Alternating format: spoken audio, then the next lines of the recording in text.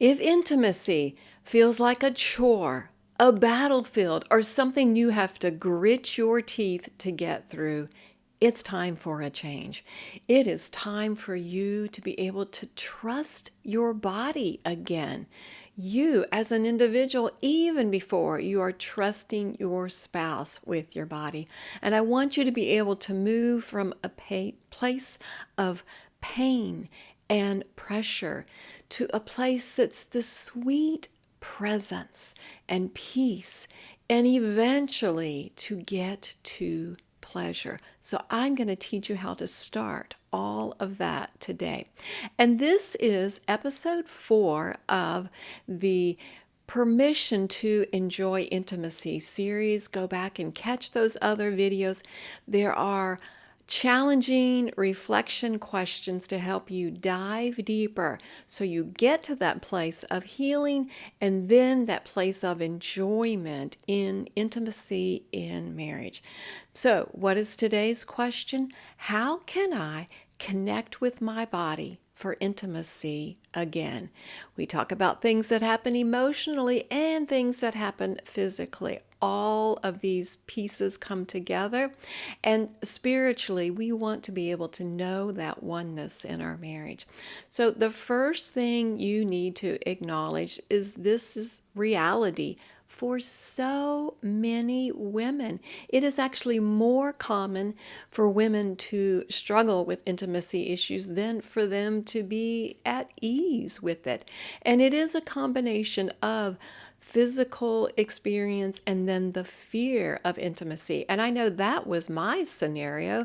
I was okay with feeling the pleasure, but wow, I didn't know what it would be like to be emotionally safe and how important it was to have both of those things.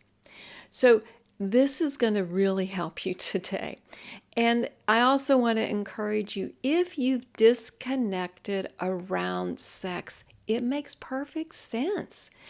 Either knowingly or unknowingly, you shut down. You created space. You had self-protection going on because of all of that past pain and pressure, whether it was physical or emotional or a combination. Hey, if you felt pressure to perform, no wonder you disconnected.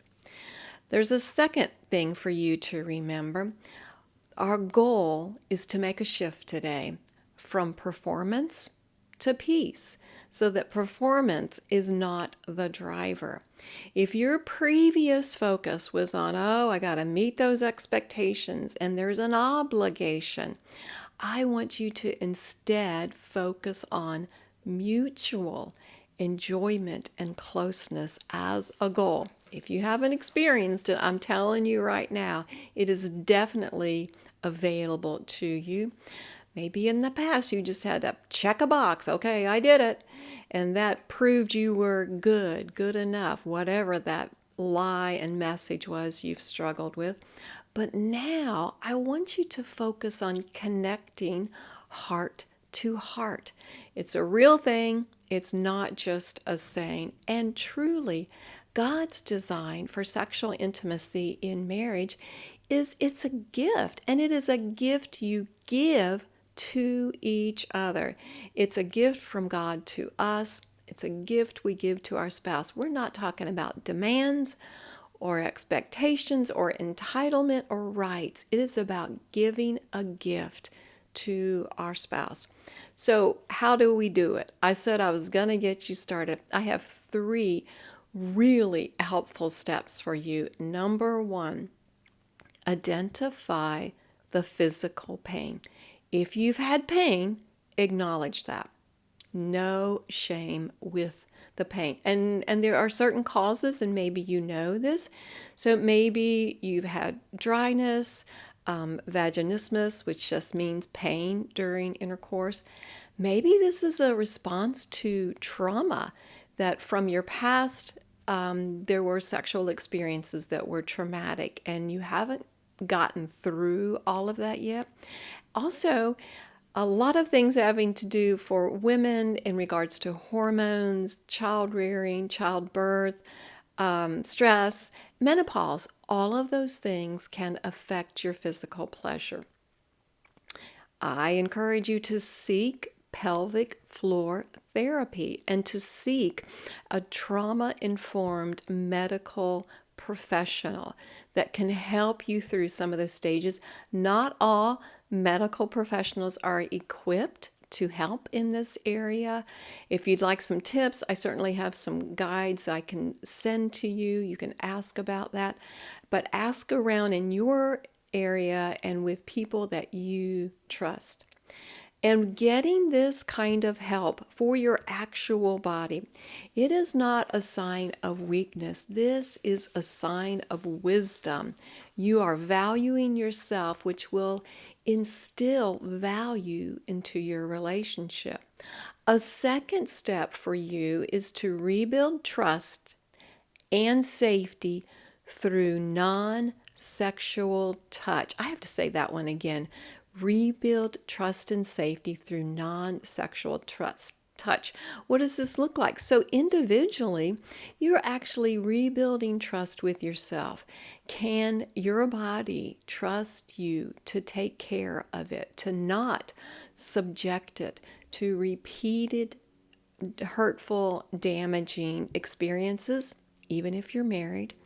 What are some ways you can do that? Hey, a warm bath, cozy clothes, gentle cleansing breaths, and some sensory awareness, just realizing things that you enjoy, the sights, the sounds, the smells, the touches, all of those that are non-sexual, but are allowing your body to come alive and to begin to open. And that is for you as an individual. What can you do as a couple? Well, the whole goal here is that we're having an emphasis on peace and being present. Can you do that with your spouse? So a beginning encouragement is to establish pressure-free touch. That means there's no sexual expectation. We are going to build back gradually, and that's the only way to restore trust. You have to be clear and in agreement on that pressure-free touch. What does it look like? Well, yes, of course, it can be holding hands, it can be hugging, it can be cuddling, it can be flirtatious pats and fun touch. It can even be massage, as long as you know this is not leading to a sexual encounter. We want that touch to be an experience that you enjoy with no pressure. And it requires patience, validation, and listening to walk through this. It can't be rushed, but you can be very intentional and make these changes and see how it affects everything in you and in your relationship. I have a third step for you. I've been hinting at this. Slow down and prioritize comfort. You need to physically be comfortable in the space that you are sharing. And that's as an individual, even before it is you being a couple. How do you do this? Create emotional safety before physical intimacy. Wow, we could have so many conversations about that. You can start by practicing love languages and how you communicate, being respectful, being intentional. And as I said earlier, listening to hear your spouse's words, your spouse's feelings, maybe even things that they are inferring, helping them to understand what is important that they are sharing with you. You also need to talk together about how to relax individually and as a couple. And these might be some wonderful new habits and hobbies you can even start together.